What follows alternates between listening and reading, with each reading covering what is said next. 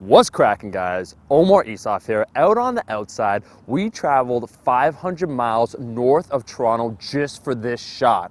Because not only is this, it's a fitness channel, we talk about training, we're also about scenery, we're about greenery, we're about moods and revelations. I know I've talked before that I do bench talks, and that is true, but guess what? 500 miles north of the city, this is totally not Mississauga, there are no benches. Did we find any benches, House? None, zero. They don't exist in Mississauga. I don't know it's like a post-apocalyptic wasteland out here. War never changes. Anyways, I want to talk today about how bad do you want it? And that's not accusatory when I say that. When I say how bad do you want it, you really need to think about your goals. And I do want to talk about goals. This might be a little late for 2018. No. We'll do it live! Fuck it! But I've talked before about getting maximally jacked. I talked before about getting maximally strong. I talked also before how diversity, when it comes to your goals, can be very important. It allows you to focus on several different things. When you reach near your potential, and I'm not trying to give you some sort of theoretical ceiling. You could be whoever you want to be. But when you near towards that theoretical ceiling, let's say, it took you 3 years to get a 500-pound deadlift. Then it took you 3 more years to get a 600-pound deadlift. And then to go to a 650-pound deadlift in the same weight class, well, that's taking you now 5 or 6 years. So progress slows down. That's just what naturally occurs. Unless you're some of these people online who magically, after training for years and years, experience exponential increases in their strength just due to some sort of phenomenal programming. We'll leave that aside. How bad do you want it? What are your goals? Let's talk about tribes a little bit. Let's talk about identity. Because I think sometimes we get too wrapped up in set of different names. So we'll say, I'm a powerlifter, I'm a bodybuilder, I'm a this, I'm a that, and we only pursue that to our detriment. Is that what you wanted to do when you first started out? Or did you just kind of fall into it? And then after a period of time, I know so many people, and it's kind of, I think people want to be perceived one way, so they're known for one thing, one identity. Oh, I'm a powerlifter, I'm a this, I'm that. But after a while, I could tell you from being in this game for quite some time, making fitness videos, a lot of people burn out. Either they get injured because they're just doing too much of the same thing, they're pushing that theoretical ceiling, they're trying to obviously maximize their strength, maximize their gains, they end up getting injured, they go through that, where they lose motivation, kind of that cycle where they need to find themselves again, and they might never emerge again victorious. Once you fly like Icarus, you risk the possibility of being burned by the sun. And here's what I mean. When you push it to such an extreme level, inevitably something's gonna happen. You only need to take a look at all the YouTube lifters. People that I highly respect. Someone like Johnny Candido, the Burrito, who in my opinion on the YouTube game has the best form out of the YouTubers. You look at his deadlift form, it's super clean. He was battling for some time a back injury. So I think these things happen. Roadblocks, setbacks, tend to occur. But what do? We talk about how bad do you want it. If it is something you're truly passionate about, so I'll use, once again, Johnny is a very good example. He's gonna work through it, it's gonna take him a few years, and I bet you he'll come back on the platform and hit a higher total. And that is something to be respected.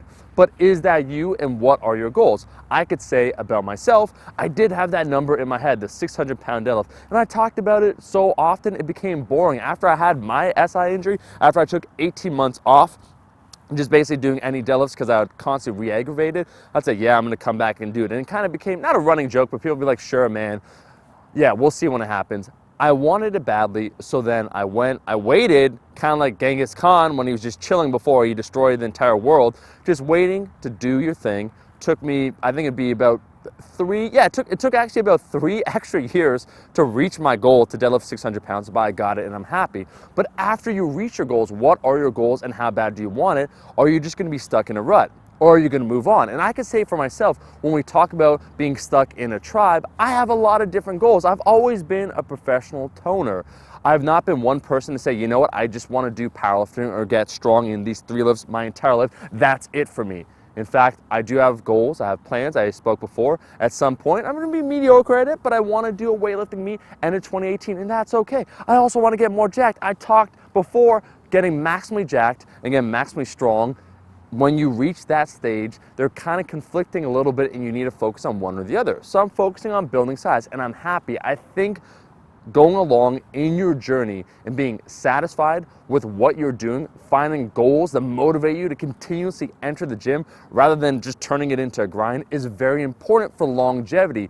We focus too much on the light that burns brightest and then kind of fades out. And then we never follow up with that person because guess what? They made phenomenal progress and then they kind of burnt out and now they're nowhere, either through injury or maybe they just are reaching kind of that ceiling point where gains aren't happening and the talent pool has increased. So for you, you have to think about what motivates you, what are your goals, and why are you doing this? Don't just do it because your friends are doing it. I'm here today, it's like stay in school, kids, giving you that speech where you should find what you're really passionate about, what really motivates you, and then do it. For me, like I said before, I just love to lift. I love to lift in a variety of ways for a variety of goals, and that's why I'm gonna be that old grand dude just out there on the street, flexing, weirdly, in my 60s, in my 70s, with veins on my arms because I'll be doing this for a long period of time. The last thing I wanna say quickly for those that maybe want a further resource would be Seth Godin, who writes about marketing. He had a book that I liked called Dip, or I believe it's called The Dip, which is focusing on something, but then realizing if you're not getting the returns that you want, if it's something that no longer excites you, it's fine just to leave it and select something else. So I would say for everyone out there, for everyone that has their goals, I hope if they truly are the goals that make you passionate, you stick to them and you follow all the way through. But also, if you want to change gears, that's totally cool.